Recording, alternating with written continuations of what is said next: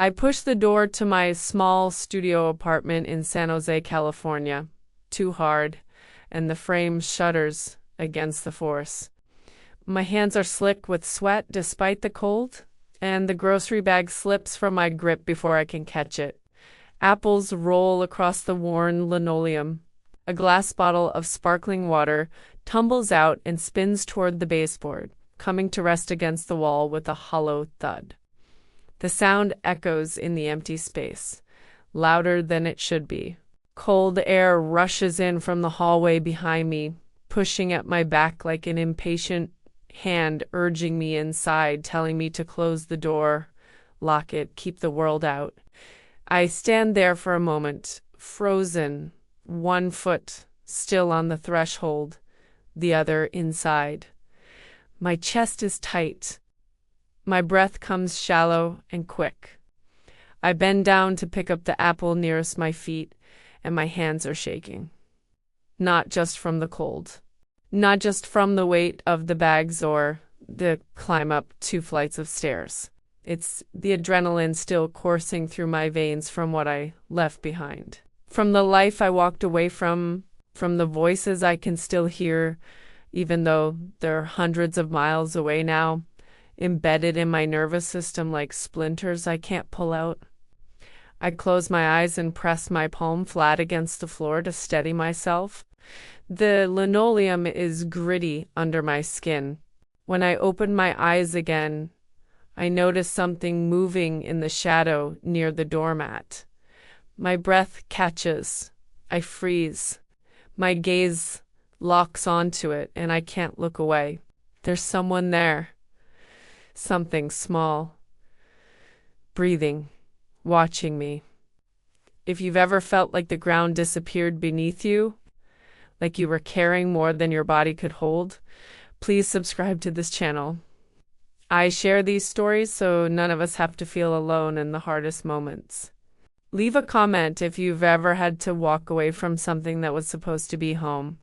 I promise. I read every single one. And while I'm asking you to stay with me through this story, that small shadow near my doormat is still there, waiting. It hasn't moved, and neither have I. My name is Emily Hartman. I'm 34 years old, and I live in San Jose, California. I moved here 3 months ago in the middle of the night with 2 suitcases and a backpack. No one knew I was leaving. I didn't say goodbye. I didn't leave a note. I just got in my car and drove until the sun came up and the landscape changed and I didn't recognize the exits anymore. San Jose wasn't a choice so much as it was a place I could afford, a place far enough away, a place where no one would think to look for me. I came here to escape a family that loved me in words but destroyed me in actions. The kind of love that comes with conditions, with punishments, with apologies that never quite land because they're wrapped in blame. My mother's voice was a masterclass in disguise. Concern that was really criticism, advice that was really control, care that was really surveillance. My father stayed silent, which somehow made it worse. And my older brother learned early how to wield guilt like a weapon. I spent years trying to be good enough, small enough, quiet enough. I bent myself into shapes I didn't recognize. And still, it was never enough. The breaking point came on a Tuesday. I don't even remember what triggered it. Maybe nothing, maybe everything. I was sitting at the kitchen table in the house I grew up in, the house I should have left years ago. And I looked down at my hands and realized I couldn't feel them. Not physically, emotionally. I had numbed myself so thoroughly to survive that I had disappeared. If I stayed, I knew I would lose whatever was left of me. So I left. Now I live in this studio with thin walls and a window that doesn't quite close all the way. I can hear my neighbors through the ceiling. I startle every time a door slams. I'm still learning how to exist in a space where no one is monitoring my movements, critiquing my choices, reminding me of everything I owe.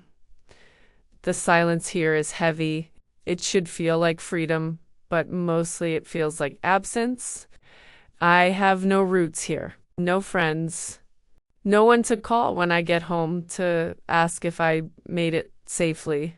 My body is here, but some part of me is still stuck in that house, in that kitchen, trying to explain why I had to go.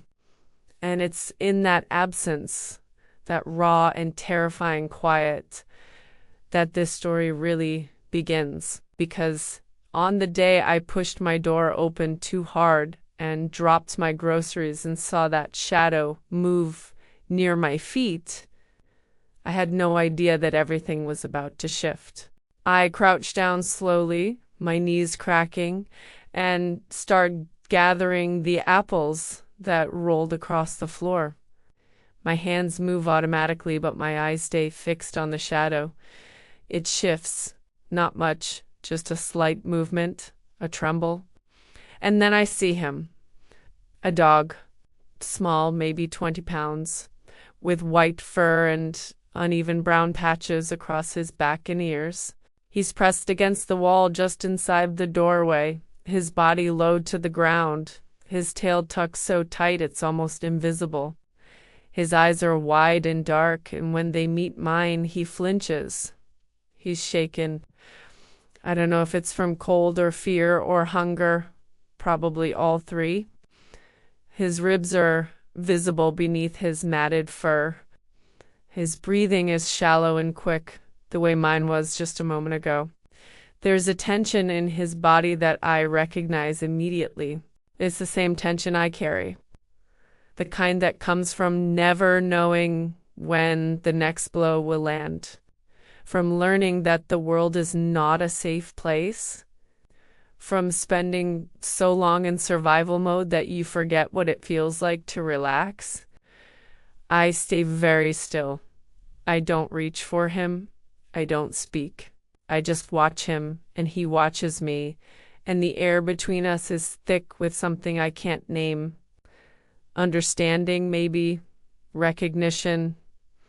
He doesn't run. That surprises me. Most stray dogs would have bolted by now. But he just stays there trembling, his eyes locked on mine like he's trying to decide if I'm a threat. I know that look. I've given that look. I've stood in doorways just like this, weighing my options, calculating risk, wondering if it's safer to stay or go. Slowly, carefully, I reach out my hand. Not to touch him. Just to show him I'm here. That I'm not going to hurt him. He takes a step back, his paws skittering on the floor, but he doesn't run. His ears are pinned flat against his head. His whole body is a question mark. I pull my hand back and sit down on the floor, cross-legged, making myself smaller. Less threatening. The apples are scattered around me. The door is still open. Cold air pours in. And this dog, this small broken creature, is still here. I don't know how long we stay like that. Minutes, maybe. It feels longer. Eventually, I stand up slowly, gather the rest of my groceries, and step inside the apartment. I leave the door open, just a crack. I set the bags on the counter and pull out a container of deli turkey. I tear off a small piece and walk back to the door. He's still there, watching me. I crouch down again and place the turkey on the floor, halfway between us. And then I back away. He doesn't move. I wait. He waits. And then, after what feels like an eternity, he inches forward. His nose twitches. He sniffs the air. He takes the turkey quickly, gulps it down, and retreats back to the shadows. I close the door softly, leaving a small bowl of water just outside in the hallway. That night, I lie awake in bed, staring at the ceiling, thinking about the way he looked at me, the way he didn't run, the way he stayed, even though every instinct probably told him to go. And I realized that I've never related to anything more, in my entire life. The next morning, the bowl is empty. I refill it and leave a handful of dry food I bought from the corner store. By the third day, he's waiting for me when I open the door. He doesn't come inside, but he doesn't run either. He sits a few feet away, watching me with those wide, careful eyes. I start talking to him softly while I set down his food. Nothing important, just the sound of my voice. "Hey, buddy, I'm glad you came back. I wasn't sure you would." He tilts his head, listening. I take that as progress. By the end of the first week, we have a routine. I wake up early, before the sun fully rises, and I open the door as quietly as I can. He's always there, curled up on the mat. I bring him food and fresh water, and I sit on the floor while he eats. At first, he keeps his distance, but slowly, inch by inch, he starts to relax. His tail untucks, his ears lift. One morning, he takes a step closer to me while he chews, and my heart does something strange in my chest. Something I haven't felt in a long time. Hope, maybe. Or connection. Or just the realization that something in this world still trusts me enough to come back. I start calling him Patch because of the uneven brown spots on his white fur. One covers his left eye like a pirate's patch. Another sprawls across his back in the shape of a lopsided heart. He doesn't respond to the name at first, but after a few days his ears perk up when I say it. That small acknowledgement feels enormous. I've spent months feeling invisible, like I left no mark on the world when I disappeared. But Patch sees me. He knows I'm here. And that matters more than I can explain. Our mornings become sacred. I start waking up earlier just to have more time with him.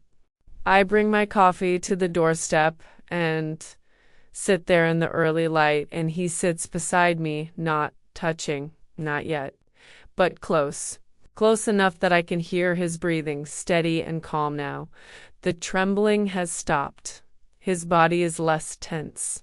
He watches the street with me, his eyes tracking cars and joggers and the occasional cat. Sometimes I talk to him about my day, about the job I'm trying to find, about how strange it feels to live in a city where no one knows my name. He listens without judgment, without advice, without telling me I'm doing it wrong. And that silence, that presence, starts to fill the emptiness inside me. One evening, after weeks of this routine, I'm sitting on the floor inside my apartment with the door open, and Patch takes a step inside. Just one. He pauses, looking around like he's not sure if he's allowed. I hold my breath. I don't move. I don't want to scare him. He takes another step, and then another. And suddenly he's inside. He walks slowly around the small space, sniffing the furniture, the corners, the air. Then he comes back to me and sits down at my feet. He looks up at me, and I swear there's something in his eyes that looks like trust. I reach out my hand, moving slowly, and he doesn't flinch. He leans forward just a little and presses the top of his head against my palm. The contact is brief, light, but it shatters something inside me. I start crying, and I don't even know why. Maybe because it's the first time in years that someone has chosen to be close to me without expecting anything in return. Maybe because I forgot what it felt like to be trusted, to be wanted, to be enough, exactly as I am. After that, Patch starts sleeping inside. I buy him a cheap bed from the pet store, but he ignores it and curls up on the rug beside my mattress. At night, I can hear him breathing, and it's the most comforting sound in the world. For the first time since I moved to San Jose, I sleep through the night without waking up in a panic, without checking the locks 3 times, without listening for footsteps in the hallway. Patch is there, and somehow that makes everything feel safer. Like I'm not alone anymore. Like I'm not just surviving, I'm starting to live. I notice other changes too. Small ones. I start cooking real meals instead of eating cereal for dinner. I open the blinds in the morning to let in light. I go for walks around the neighborhood with Patch trotting beside me, and people smile at us. Some stop to ask his name, to pet him, to tell me he's lucky to have me. And I think, no, I'm the one who's lucky because Patch didn't just find me. He gave me a reason to stay, a reason to build something here, a reason to believe that maybe, just maybe, I can be okay. It's late afternoon and the light is golden and soft, the kind of light that makes everything look like a memory even while it's happening. Patch and I are walking through a small neighborhood park a few blocks from my apartment. The air is cool but not cold. The trees are full and green. There's a faint breeze that rustles the leaves and carries the scent of jasmine from someone's garden.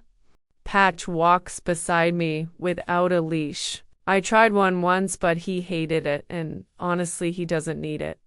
He stays close, his steps easy and confident, his tail wagging gently. He's not the same dog I met on my doorstep 3 months ago.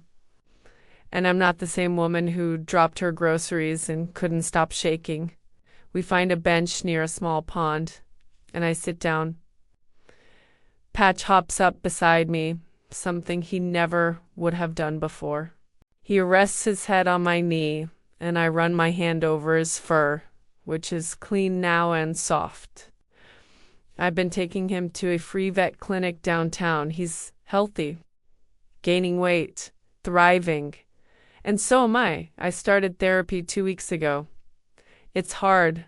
Some sessions leave me feeling raw and exhausted, but I'm starting to untangle the years of manipulation and guilt and fear. I'm starting to see that leaving wasn't selfish. It was necessary. It was survival. And maybe eventually it will be more than that. Maybe it will be the beginning of something new. I look at Patch and he looks back at me with those dark, steady eyes. He doesn't know that he saved me. He doesn't know that his presence gave me a reason to wake up every morning. That his trust taught me I was still capable of connection. That his quiet companionship filled a void I thought would swallow me whole. But I know that this small, scrappy dog with uneven patches and a tucked tail taught me more about healing than any person ever did. He's showing me that it's possible to be afraid and still move forward, to be broken and still worth loving, to start over even when you have no idea where you're going. The sun dips lower, casting long shadows across the grass. Patch's breathing is slow and even. The park is quiet except for the distant sound of children playing and the rustle of wind through the trees. I feel something I haven't felt in years. Peace. Not the absence of pain, but the presence of something stronger. Something that feels like hope, like home, like a future I actually want to be part of. I stand up and Patch jumps down, ready to follow. We walk toward the edge of the park where the path curves back toward the street, toward my apartment, toward the life I'm building one small step at a time. The light is fading, but it's not dark yet. There's still time. There's still so much time. If this story resonated with you, please subscribe to Paws That Healed.